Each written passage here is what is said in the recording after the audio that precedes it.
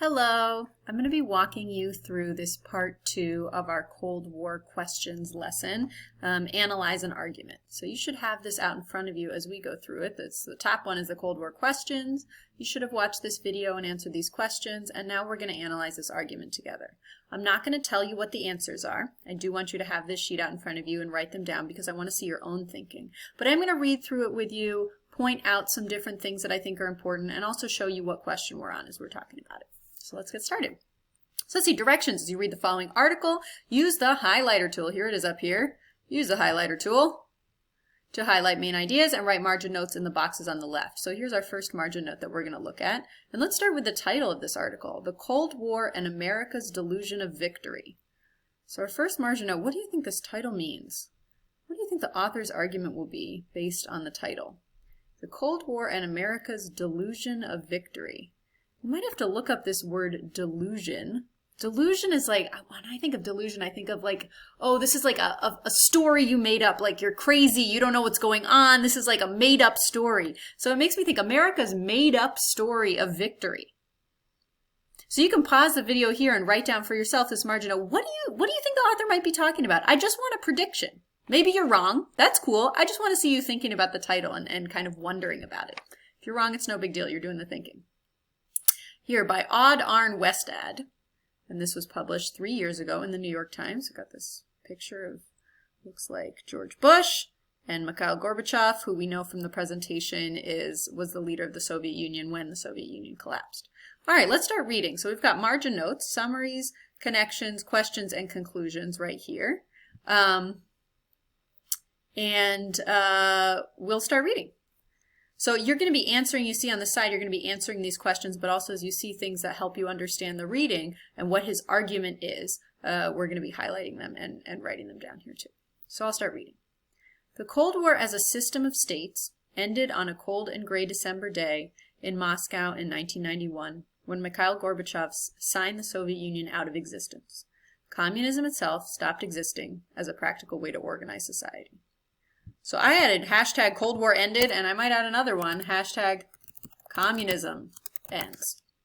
Right? That's what I'm getting out of that paragraph. Let's see. The Cold War was over, but the United States had won it. But on the American side, not much had changed. Most Americans still believed that they could only be safe if the world looked more like their own country and if the world's governments abided by, which means obeyed or listened to, the United States. Now, I highlighted this beforehand because I thought this was important, so I'm going to read it again and then write myself a margin note for it. Most Americans still believe that they could only be safe if the world looked like their own country and if the world's governments abided by or obeyed the United States. Seems like Americans thought that they had to be in charge and everybody had to be like them. Let me write that down. Americans thought they had to be in charge and everyone had to be like them. That's how I'm summarizing this idea in my own words, that they had to be in charge, the world's government should abide by the United States, and that everyone had to be like them if the world looked more like their own country.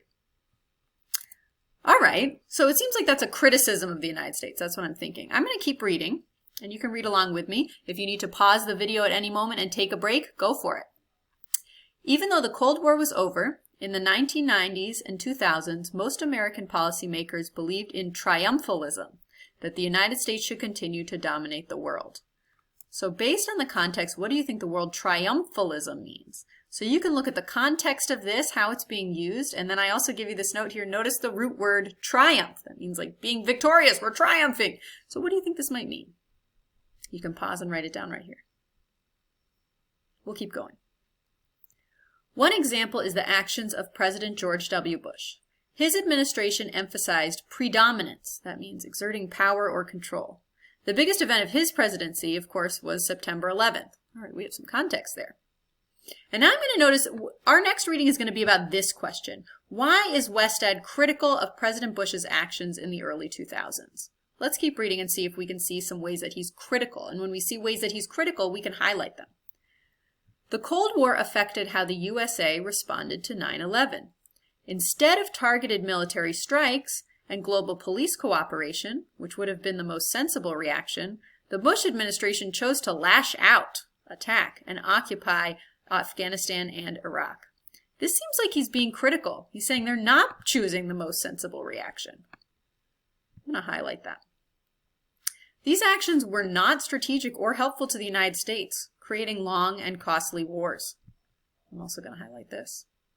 Oop, that's not what I meant to do. I'm going to keep reading.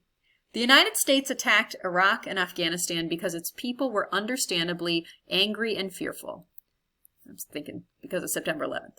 And it attacked because it could. Bush's foreign policy advisors thought of the world predominantly in Cold War terms.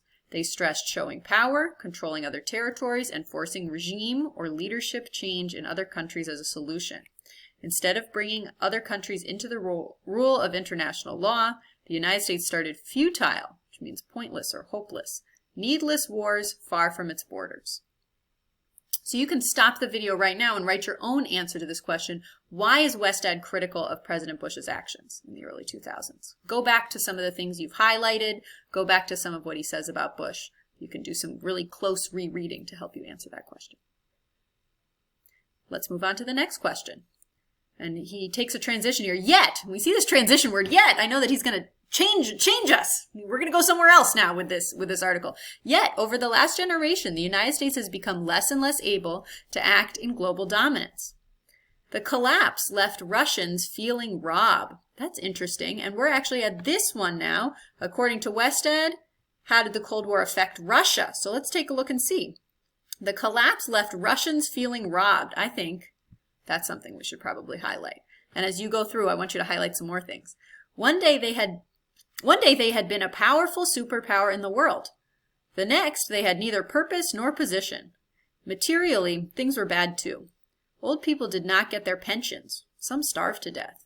Malnutrition and alcoholism shortened the average lifespan for a Russian man from nearly 65 in 1987 to less than 58 in 1994. Wow, people were really dying here.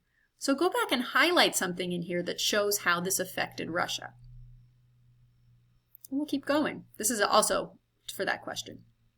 In retrospect, looking back, the end of the Soviet Union, the transition to capitalism, was terrible for most Russians. When the Soviet Union collapsed, a new oligarchy, class of wealthy, powerful people, took ownership of Russia's riches. At the same time, unemployment rose through the 1990s to peak at 13%. So you should stop the video now and write down an answer to this question and highlight some things here that help you answer this question.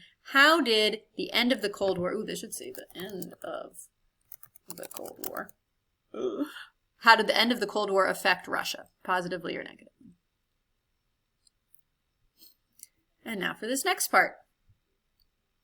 So we're going to say how, this is our question now that we're going to focus on. So we're going to do our highlighting in focus to this question. According to Westad, how did U.S. actions lead to support for Putin within Russia? And we know from our part one, the questions, that Vladimir Putin, is the leader of Russia now in a pretty undemocratic way.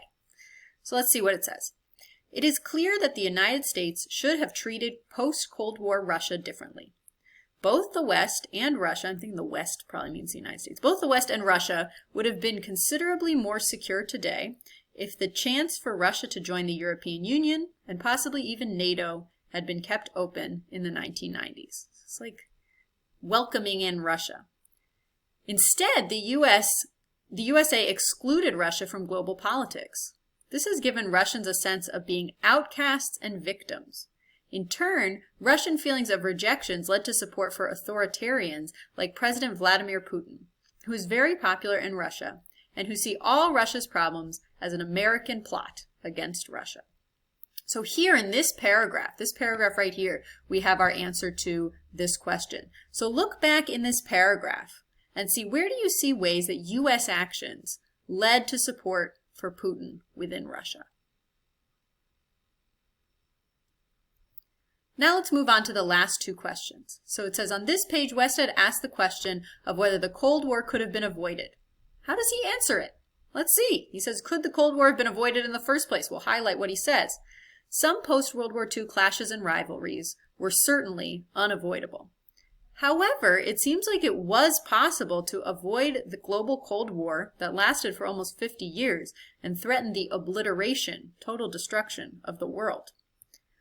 There were points along the way when leaders could have held back, especially on military rivalry and the arms race. So if he's saying that leaders could have held back, that's a way that it could have been avoided, I think. I'm going to highlight that.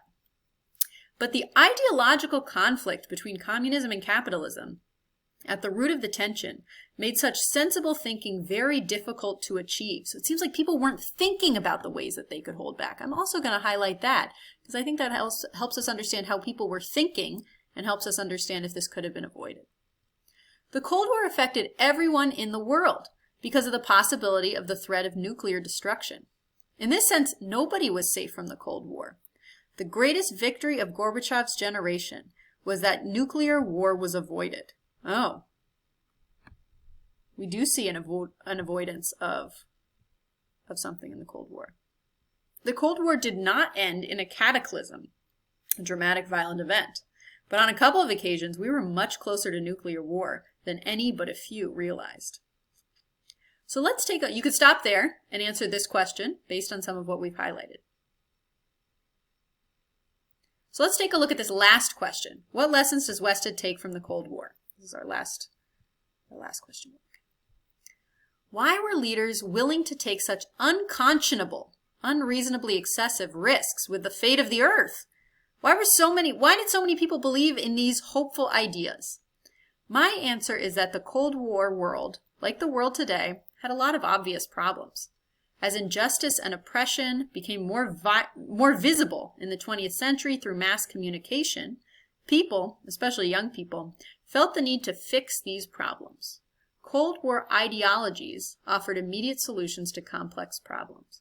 I think when he says Cold War ideologies, he means things like communism and capitalism. If only we did it as a communist way, our problems of, what does he name as a problems? Injustice and oppression would be fixed, right?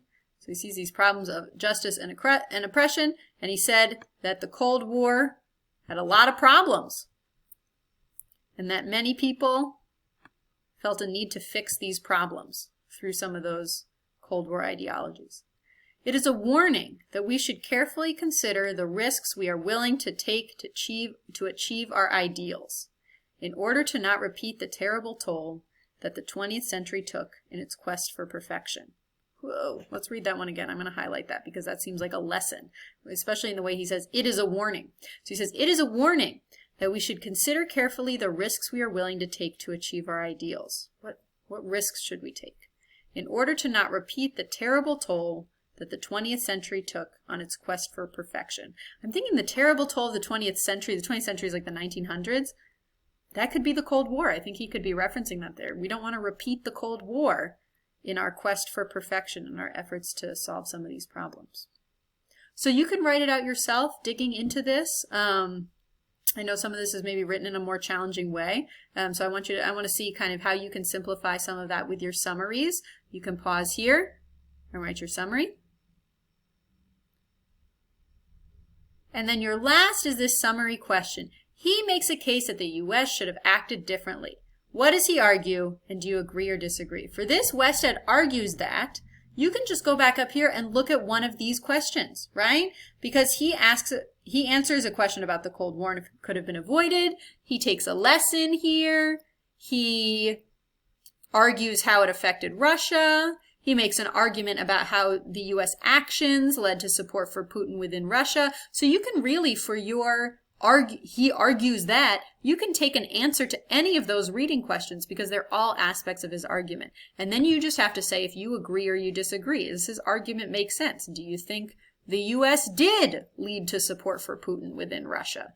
And why does it make sense to you, or why does it not make sense? So this is where I get to see your writing. But this first part, he argues that can just come straight from your margin notes that you wrote. So hopefully this is helpful. Send me any questions as you're doing this if you have questions. And thank you so much for your hard work sticking with this.